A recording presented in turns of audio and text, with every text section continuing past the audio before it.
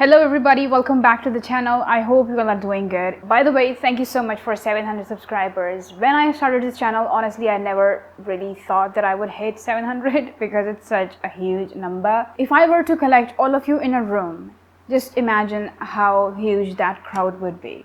For me, it would be nerve-wracking to speak in person to every one of you. So it's cool how I just sit alone and talk to you guys, but I'm still talking to you, all of you. So it's incredible. But at the same time, I am so grateful for each and every one of you for supporting me. Your support means the world to me. Now, without wasting any more time, let's go ahead and look at what we are going to be discussing today. As you can tell from the title, I'm going to be talking about Animal Farm, and along with it, I'm also going to be sharing some things that I think I can relate to in today's time. So Animal Farm is written by George Orwell, and it's a really well-known classic. It was published in 1945, and it is just about under 100 pages long. When I came to know about this book and I read a small summary of it without knowing the perspective, I was confused because I thought, why is this recommended for an adult to read? Because when you read the summary of this book without knowing the theme or the perspective, you will instantly think that this book is for kids. But when I came to know about the theme of the novel, I did a 360 flip because it's incredible. And honestly, I enjoyed it way more than I thought I would. I was actually a little bit skeptical going into this book because I thought that I wouldn't enjoy it because it's history.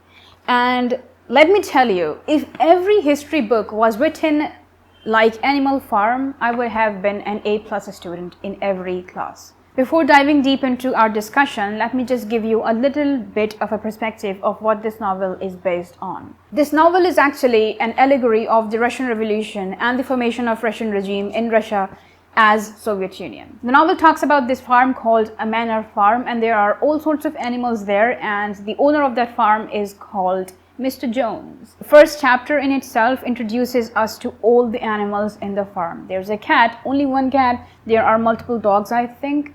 And then there are a couple horses, and then there are a lot of pigs and hens and sheep and a crow. And then I think there are also pigeons, and yeah, that's about it, I think. And then there is this elderly pig called Major, and he's just trying to predict the future of the animals, and he's telling that I can see a rebellion coming from among you guys against Mr. Jones, and I can see that we are going to own up this farm and we will be the owner of it, and no human will ever be able to lead us. Eventually, all the animals raided the farm, and Mr. Jones was literally thrown out of his farmhouse.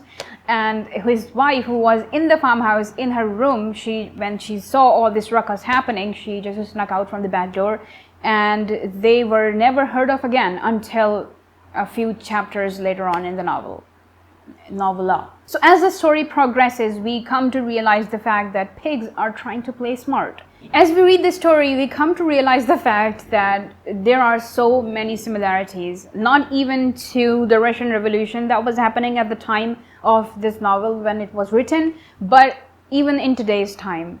Like, there are so many issues. The first issue that comes to my mind that is even prevalent today is the rich gets richer and the poor poorer. We can see the pigs are getting fatter and fatter and fatter with each passing day, and the working class, or the designated working class of the animals, is just getting poorer and poorer every day, and they are not even getting enough food every single day. So it's the reality of the world, honestly.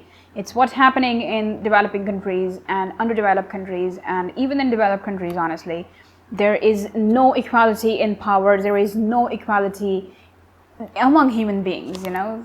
We just consider some human beings to be of less grade than us, and I don't know where this mentality has come from, but apparently that's kind of the situation is in today's world, and it's so disgusting. And the one thing that made me laugh throughout the entire story is how George Orwell has shown pigs as one of the meanest animals. I don't know why, but I had such a great time reading pigs trying to outsmart everyone else. Like, wow. Pigs? Out of all the animals, pigs. And then the cat, oh my goodness, the cat vanished and it was never seen again in the farm when things started going bad. And the cat did good. You have to agree the cat did good. And one thing that made no sense at all, and it comes towards the end, is all the animals are equal. but some animals are more equal than others. Like, what is that supposed to mean? I will never be able to understand that, but I was laughing so hard while reading this. Like, it doesn't make any sense. What is the meaning of that? All the animals are equal, but some animals are more equal than others. It's like literally what is happening in today's world. All the humans are equal, but some humans are more equal than others. Like, what is that supposed to mean? It doesn't make any sense. But then the other animals were like, Napoleon said it, he must be true. One more thing that has been talked about in the book is gaslighting, and it's so relatable even in today's time. Gaslighting is when people try to psychologically manipulate other people to the point that they start doubting themselves. And it has happened so many times in novel. Like, I was literally about to yell to the animals, like, don't fall into this. And that's what's happening in today's world, especially what's happening in Palestine. And like, literally, it's such a mess.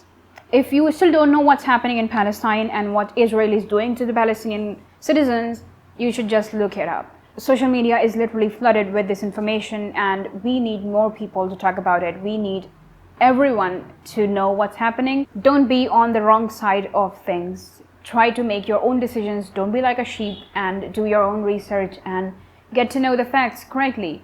Honestly speaking, since the past couple of months that I have been reading these classics, I have come to realize the fact that we are still standing at the same spot. We haven't taken a step forward as human beings, as societies, as countries, as citizens, or as communities. We are still stuck at the same place that we were stuck back in the days, or that we were standing back in the days. And these classics are a proof of that. I don't know if I did justice to this book or not, but even though it's 100 pages long, it has so much to talk about. It has so much happening in the novel, and literally every single line is something that you could relate to, is something that you know that the author is talking about us as human beings or us as societies. And this is a clever piece of writing. 10 out of 10 for this book. If you have already read Animal Farm, please let me know your thoughts in the comments below, and make sure to give this video a thumbs up if you liked it. Don't forget to subscribe if you haven't already. You can also follow me on my socials. The links are in the description as always, and also on the screen. And I will see you guys really soon, inshallah. Till then, take care. God bless you. Assalamu alaikum. Bye.